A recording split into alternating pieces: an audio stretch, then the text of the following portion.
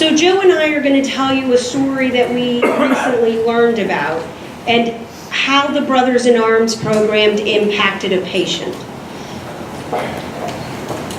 In front of us you'll see George Ortiz, who is a patient that is a recipient of our Brothers in Arms donor program. George Ortiz is a 23-year-old construction worker from Jordanton. He suffered a severe leg injury last year while on the job in October. It caused a dramatic loss in blood. The therapy that helped save his life is a transfusion that is specially collected and tested whole blood. It came through our Brothers in Arms program. George shared with us that he was standing on top of a hole drilling machine and removing pins so that the rest of the stem and the drills of the hole could come down.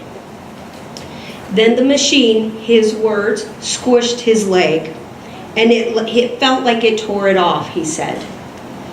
Ortiz went in and out of consciousness, and his coworkers and emergency personnel raced to save his life.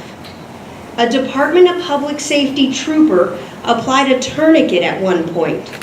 Ortiz was evacuated via ambulance and then helicopter, and he received a Brothers in Arms transfusion on the way to the hospital. He is alive today because of the Brothers in Arms blood donors like the ones that we have here today. His particular blood donor is no stranger to blood transfusions. He is the actual manager for transfusions for the VA hospital. Just days before this accident, Michael Noriega, who is seated with George, donated whole blood. And because of his donation, we were able to have that blood on the helicopter for our first responders to take care of him. Joe Flores is going to come up and speak a little bit about how this has impacted his first responders. Joe? Thank you, everybody. Good morning. I wanted to recognize all the first responders that have been utilizing the whole blood for the past year. I know this is just one example, but I want to mention that we have given countless units of blood. I think so far we have over 80 patients that we've given blood to. It has drastically changed the outcome, and our patients do much better after they receive the blood. I want to recognize everybody who was involved in George's call. From the dispatcher, there was Sandy Ibarra from LaSalle County.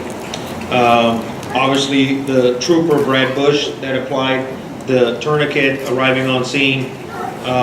We also have with us today Danny Gludina, that's another trooper. The other trooper is Nicholas Salser and JD Rodriguez.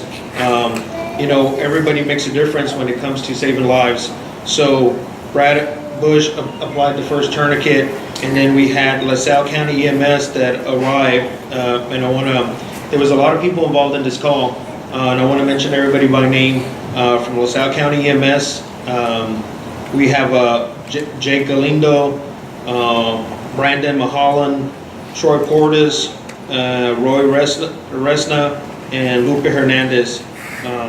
And then we also have Joel Flores and Carlton Kempf. I also want to recognize our flight medic, Russell Monroe, that actually flew George, and the other flight nurse was not be able to be with us today here. I want to thank everybody for doing what they do every single day, and knowing that how much this impacts our patients' lives. I want to thank you all for coming.